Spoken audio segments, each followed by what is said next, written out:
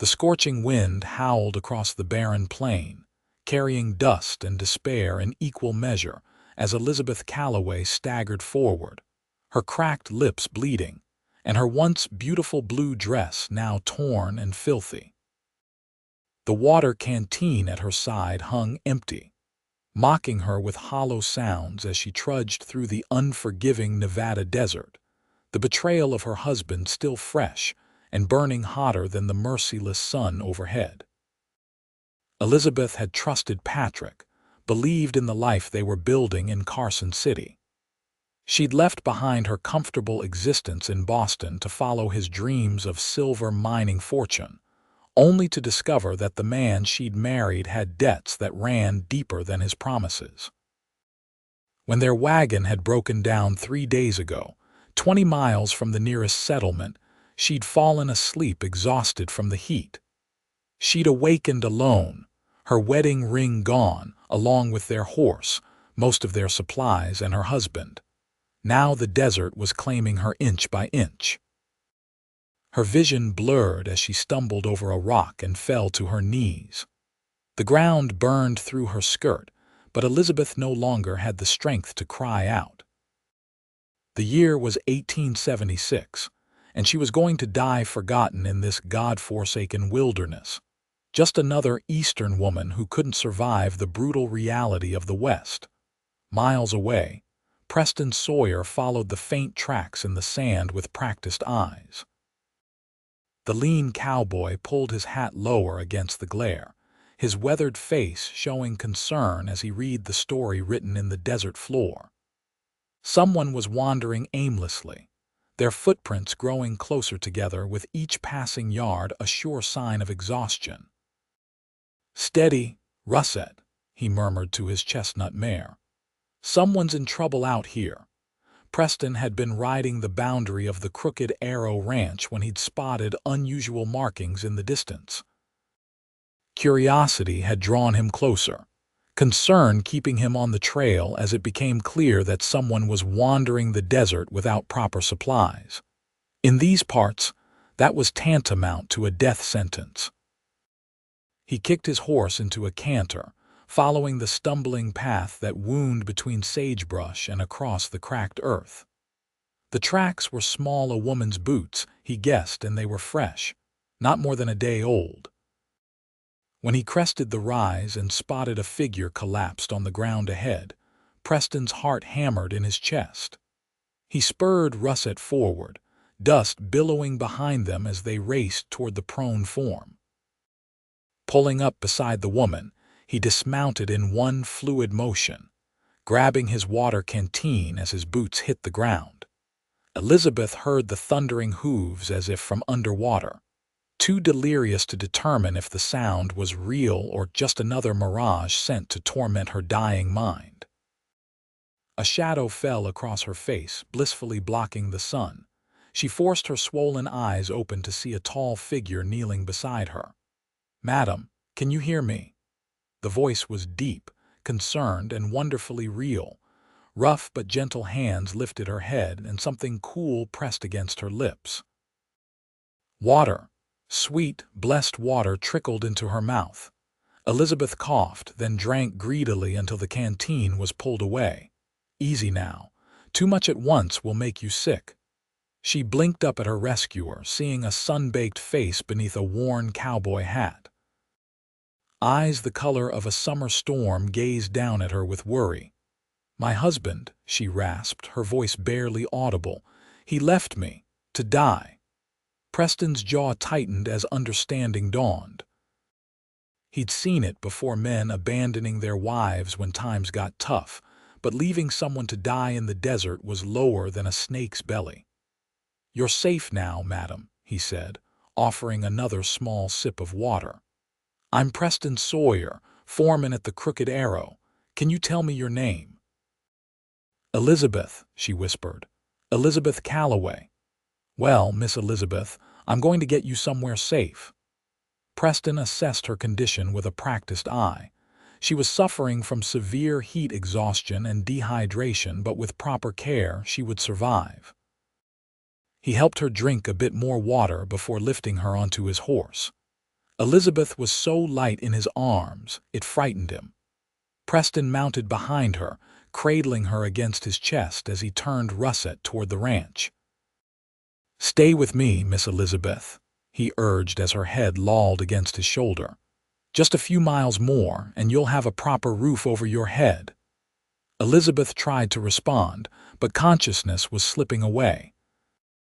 The last thing she felt was the steady heartbeat of the stranger against her back, and the strange sense that, despite everything, she might actually survive this betrayal.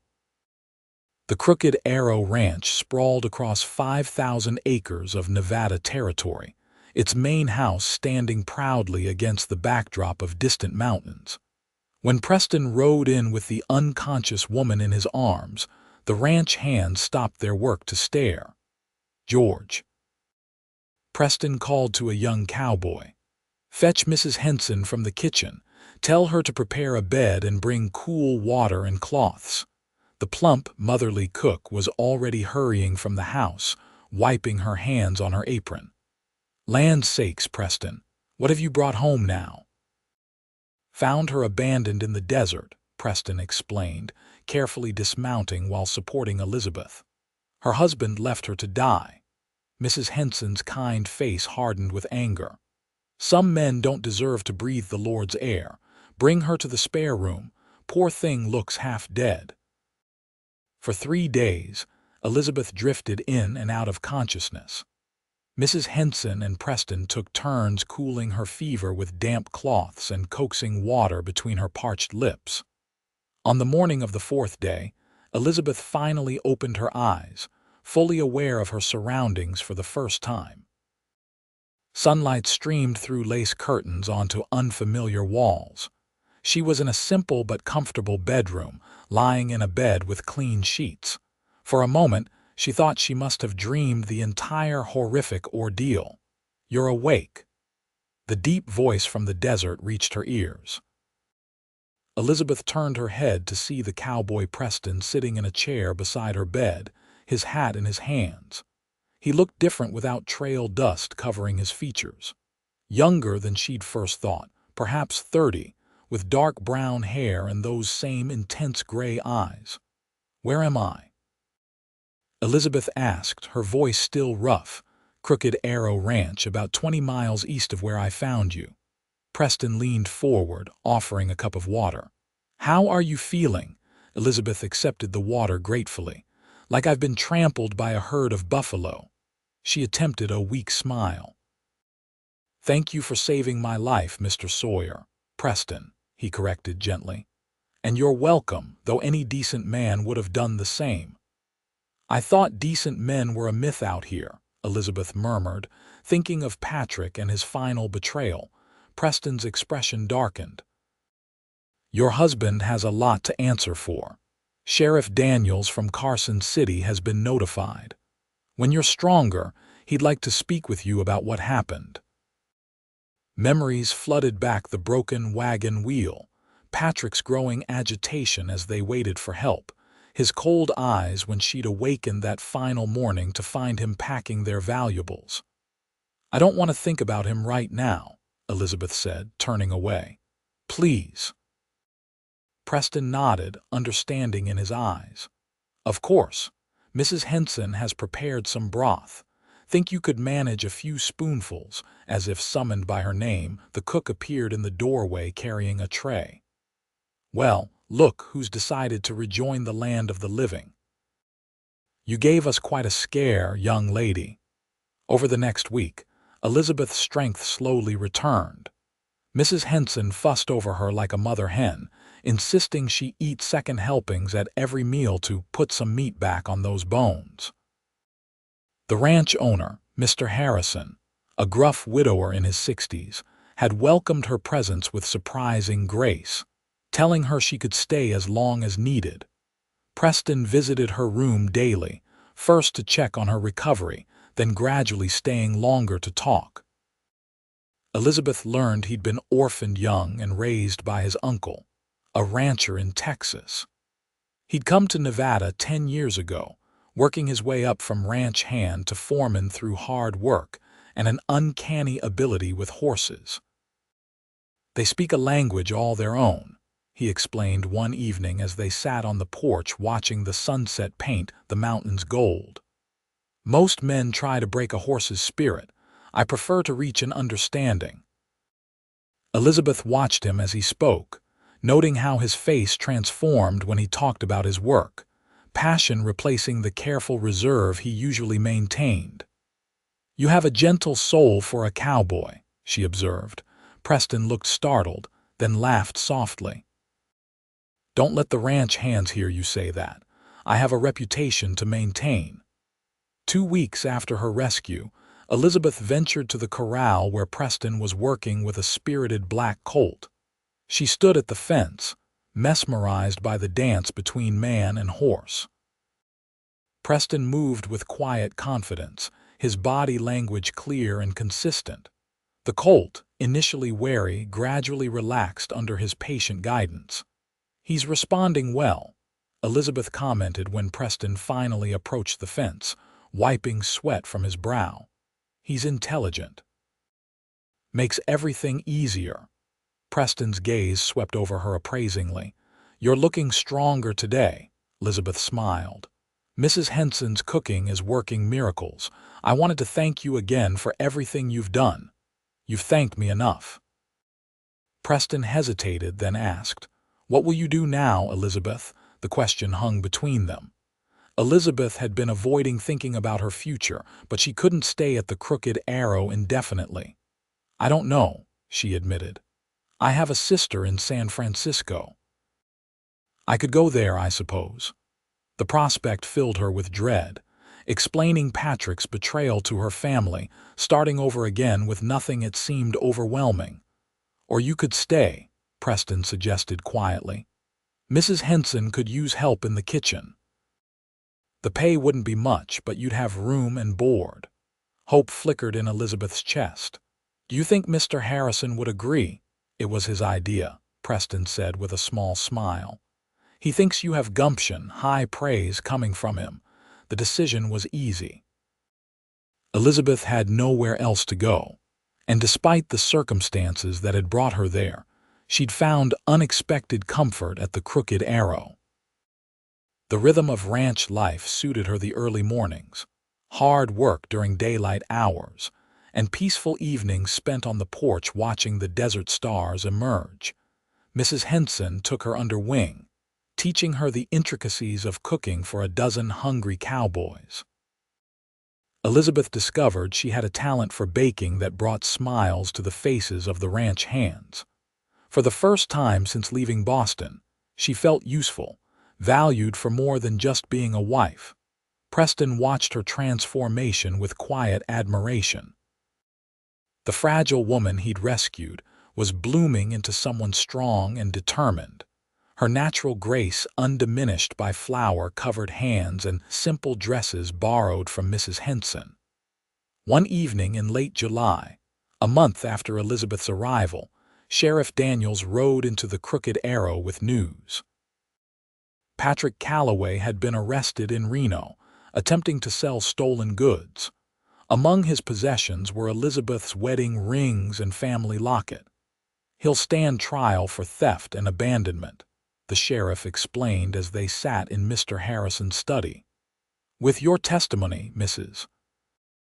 Calloway, he's likely to serve several years." Elizabeth felt strangely detached from the proceedings, as if Patrick belonged to another lifetime. "What happens afterward? Will I still be legally bound to him?" The sheriff exchanged glances with Preston, who had insisted on being present for the discussion. "Given the circumstances, I believe you have grounds for divorce. Abandonment with intent to harm is recognized by the courts." "I'll help you file the papers," Preston offered, his expression carefully neutral, "if that's what you want." Elizabeth looked at him, seeing the question in his eyes.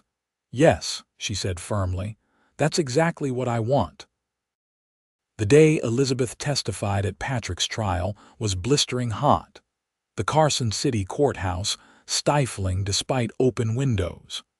Preston had accompanied her, sitting stoically in the back row as she recounted her husband's betrayal. Patrick looked thinner than she remembered, his handsome face haggard with defeat. When their eyes met across the courtroom, Elizabeth felt nothing but pity for the desperate man who had once been her husband. The judge sentenced Patrick to 5 years in the Nevada Territorial Prison. As the bailiffs led him away, he called out, "I'm sorry, Lizzie. I never meant for you to die out there." Elizabeth didn't respond. His apology came far too late to matter. Outside the courthouse, Preston offered his arm. "You did well in there. That took courage." "It's strange," Elizabeth said as they walked toward their waiting horses. "A few months ago, I thought my life was over. Now I'm free to begin again." Preston's hand covered hers where it rested on his arm. "About that beginning," he said hesitantly. "Mr. Harrison is hosting a harvest dance next month. I was wondering if you might accompany me." Elizabeth felt a flutter of something she hadn't experienced in a very long time, anticipation. "I'd like that," she replied softly. "Very much." The harvest dance transformed the Crooked Arrow's barn into a magical space, with lanterns hanging from the rafters and hay bales arranged for seating.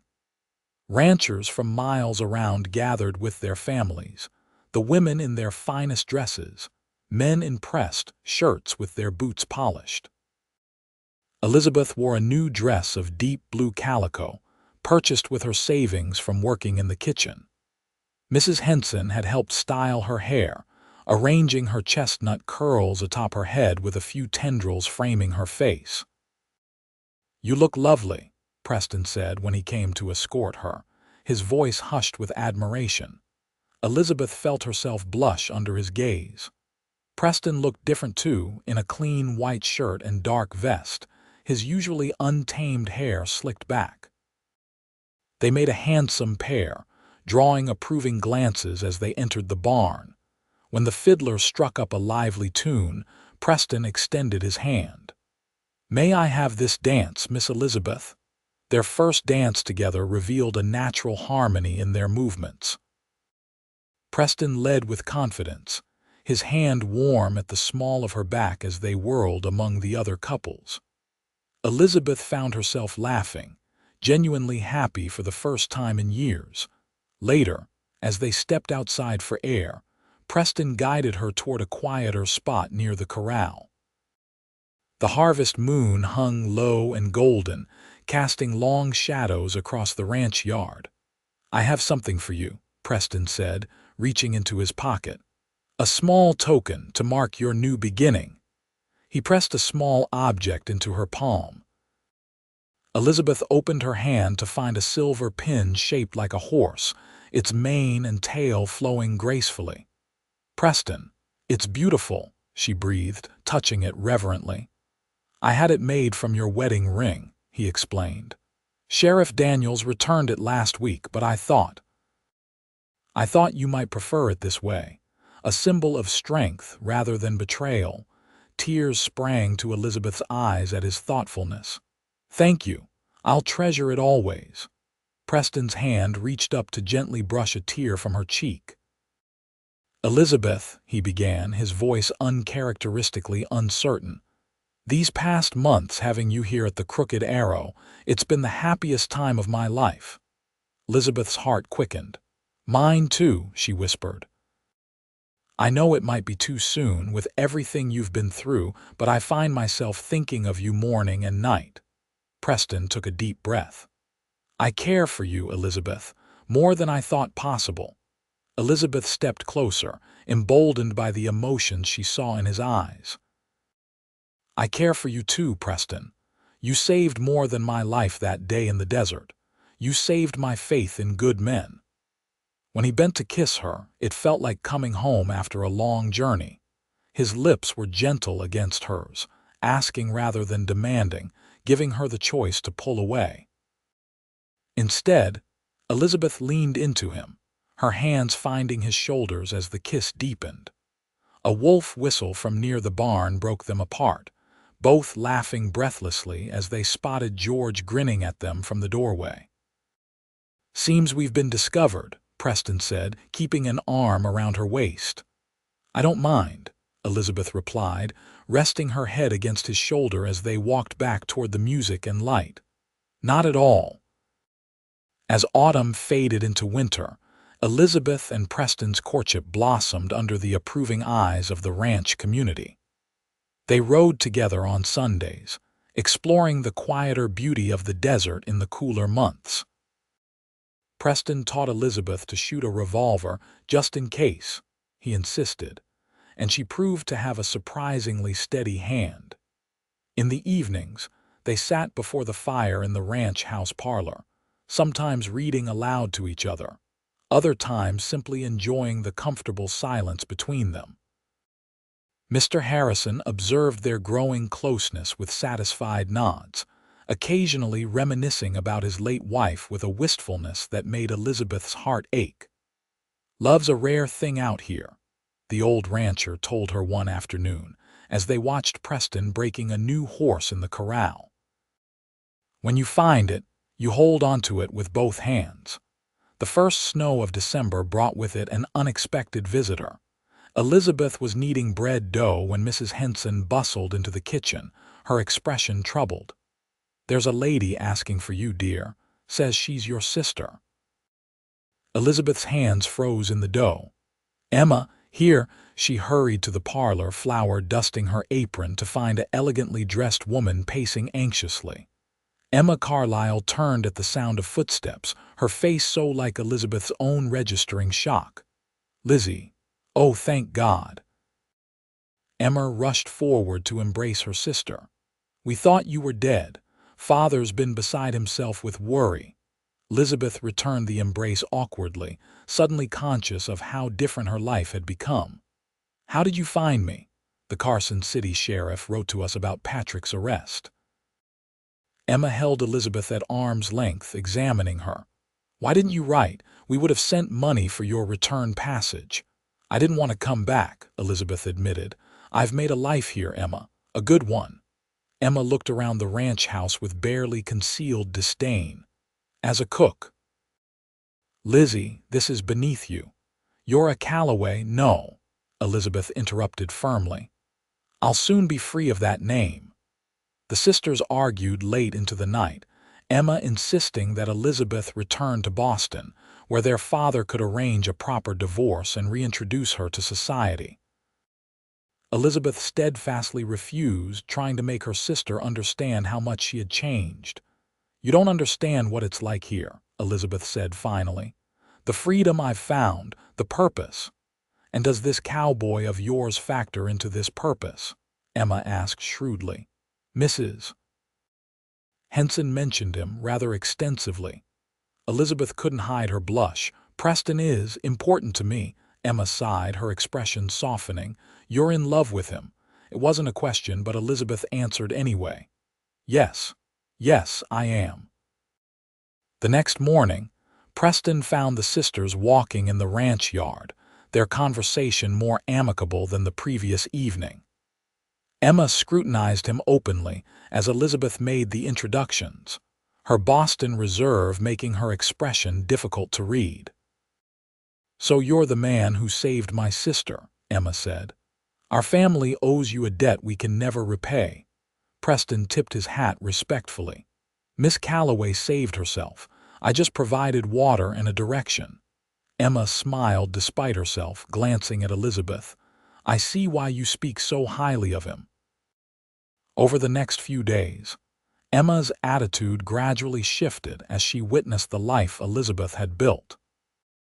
She watched her sister confidently managing the ranch kitchen, saw the respect the cowboys showed her, and most importantly, observed the way Preston looked at Elizabeth when he thought no one was watching. "He's in love with you," Emma told Elizabeth on her final evening at the ranch. Completely and utterly.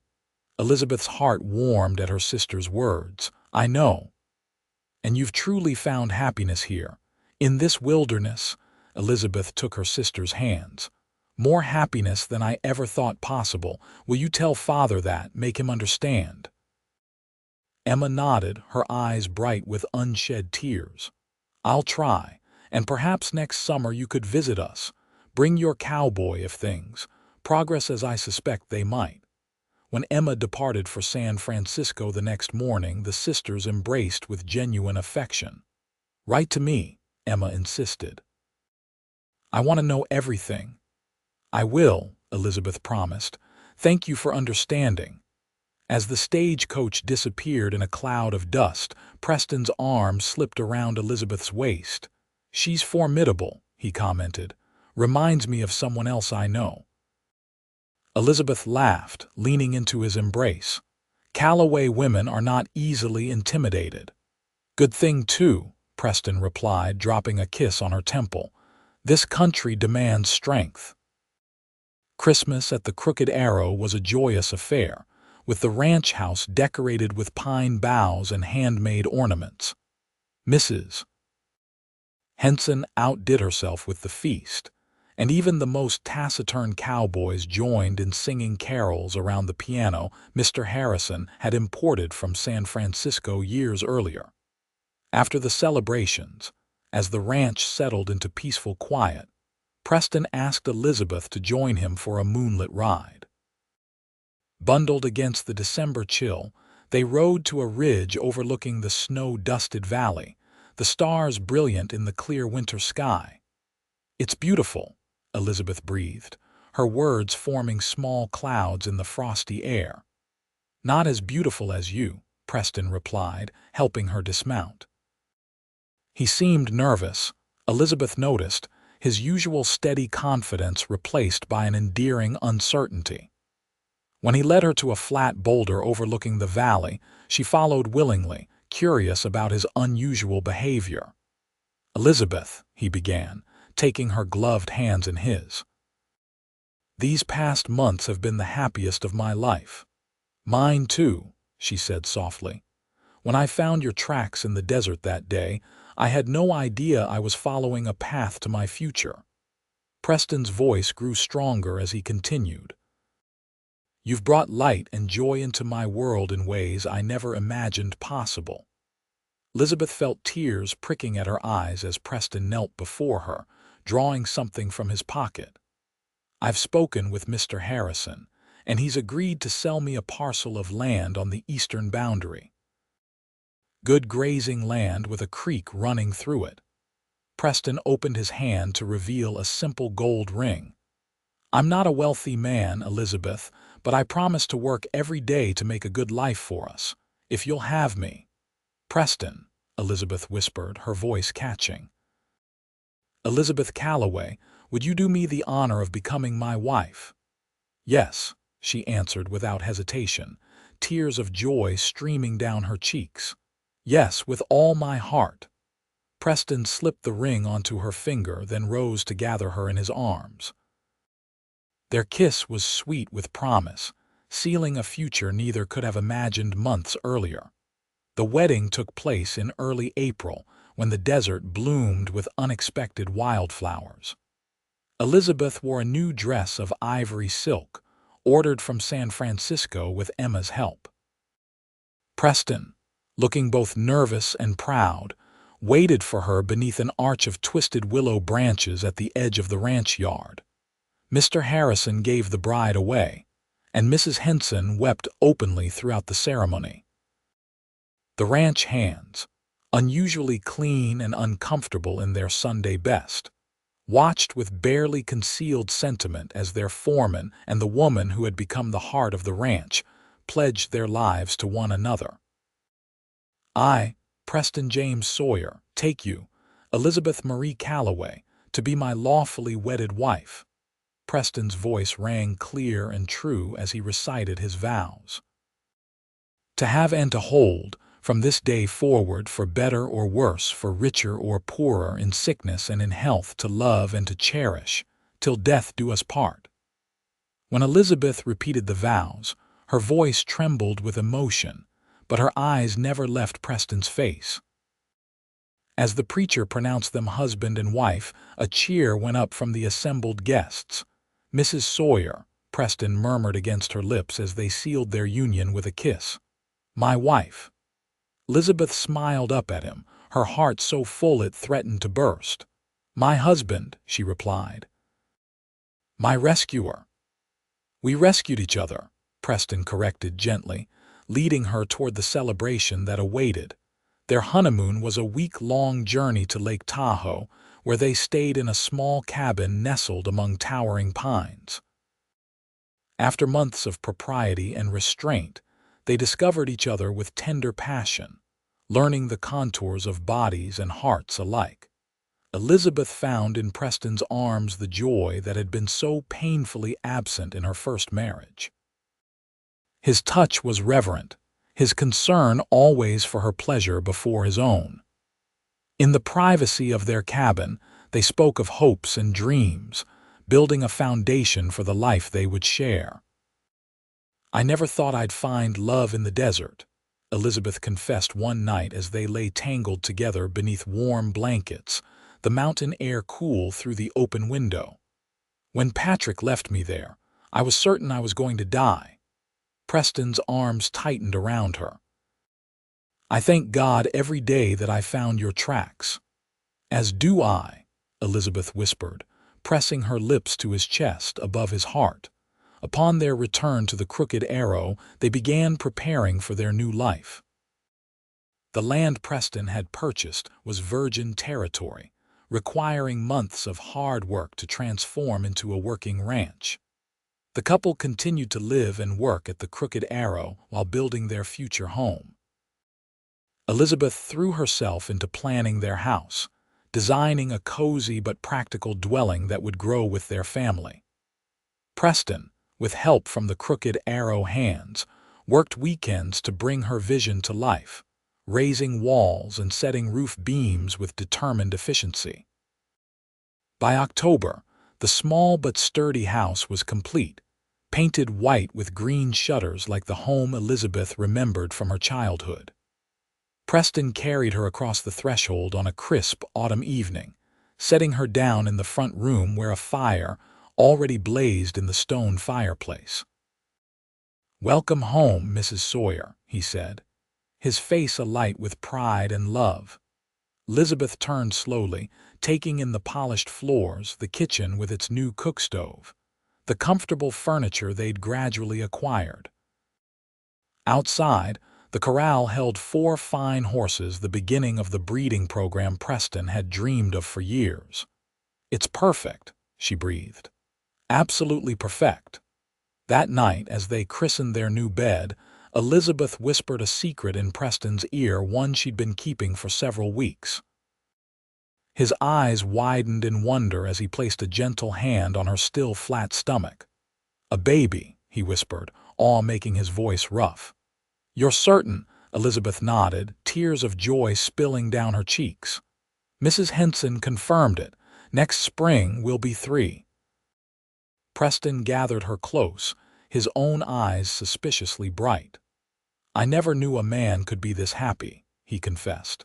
"You've given me everything I never dared dream of, Elizabeth." Their first winter in the new house tested their mettle. Heavy snows isolated them for weeks, and Preston worked tirelessly to keep their livestock fed and sheltered. Elizabeth, her pregnancy progressing steadily, maintained their home with quiet determination, storing up preserves and mending clothes during the long evenings. On the coldest nights, they read to each other from the small collection of books they'd accumulated, Preston favoring adventure tales, Elizabeth the poetry she'd loved since childhood. Sometimes Preston would place his hand on her growing belly, marveling at the movements of their child. "What shall we name him?" he asked one night as they lay before the fire, Elizabeth's head resting in his lap. "Him?" she questioned with a smile. "Are you so certain it's a boy?" Preston shrugged, grinning. "Just a feeling, but girl or boy, it doesn't matter. Our child will be loved." "Yes," Elizabeth agreed, covering his hand with hers. "Beyond measure." Spring came late that year, the snows lingering into March. When Elizabeth's time came, it was amid a sudden thaw that turned the world to mud and rushing water. Preston rode through the night to fetch Mrs. Henson, returning just as Elizabeth's labor intensified. For 18 hours, Elizabeth battled to bring their child into the world, gripping Preston's hand so tightly she left marks on his skin. He never left her side, his quiet encouragement giving her strength when her own began to flag. As dawn broke on the second day, their son entered the world with a lusty cry that brought tears to Preston's eyes.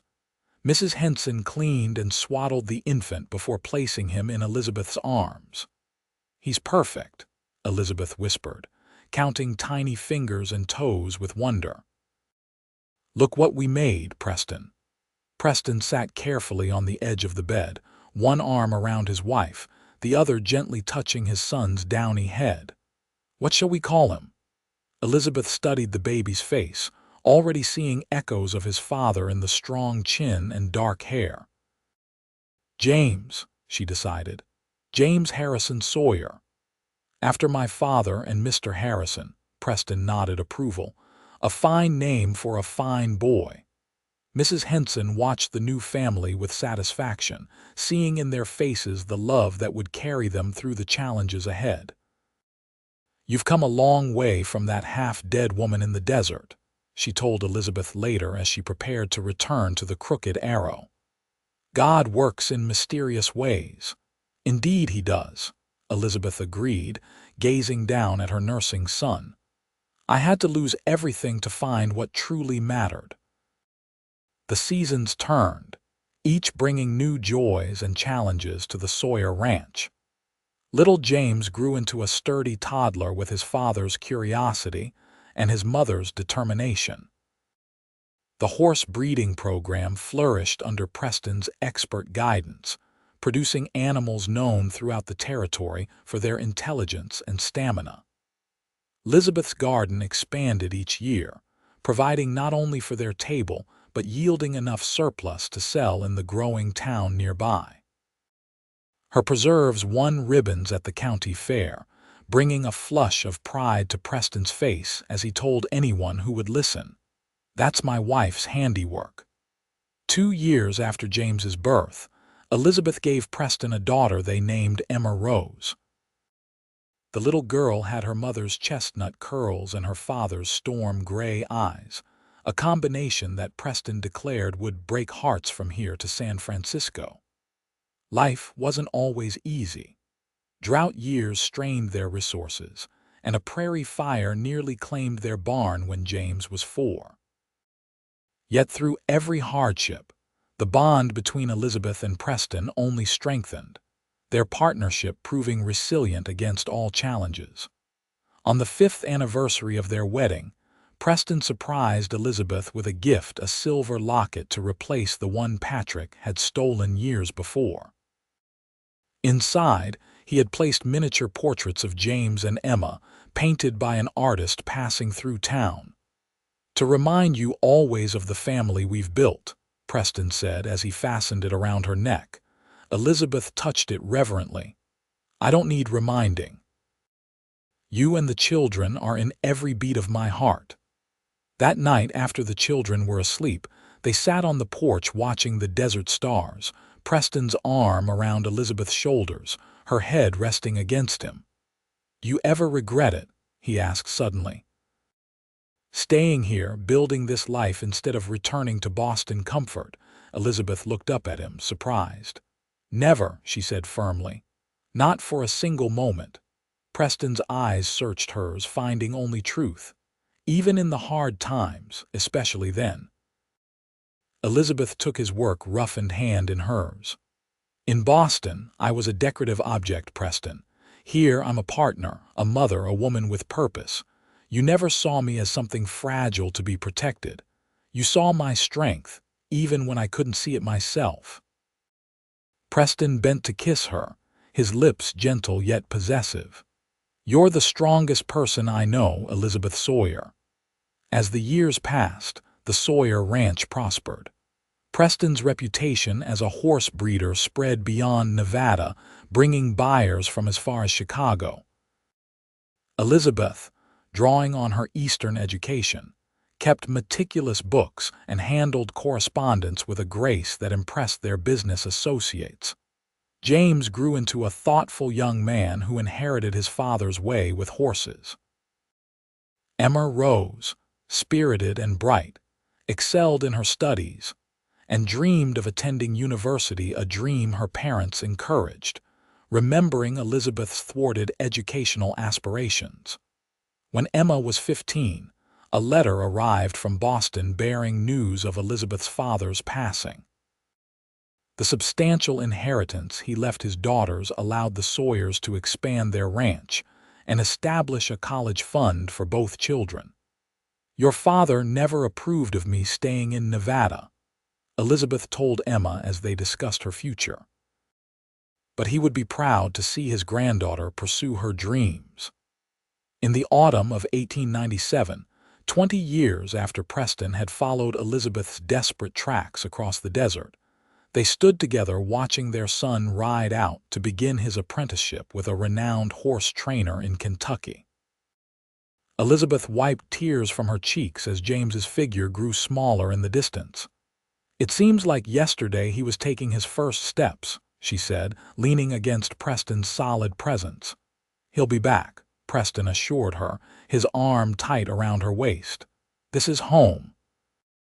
Elizabeth turned to study her husband's face, now weathered by years under the Nevada sun.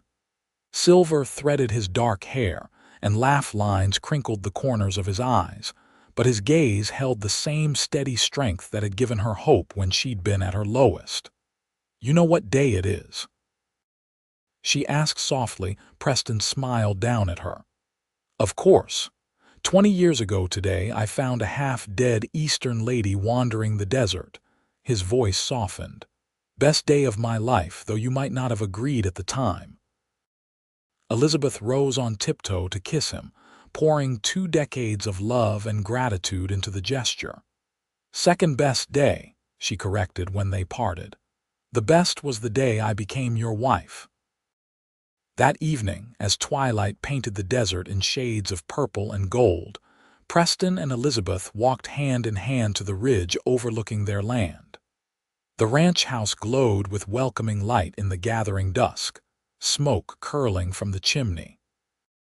In the distance, horses grazed peacefully in lush pastures that had once been barren desert. "We built something good here," Preston said, his voice thick with emotion. Elizabeth squeezed his hand, remembering the desperate woman she'd been, convinced her life was over when Patrick abandoned her. How wrong she had been.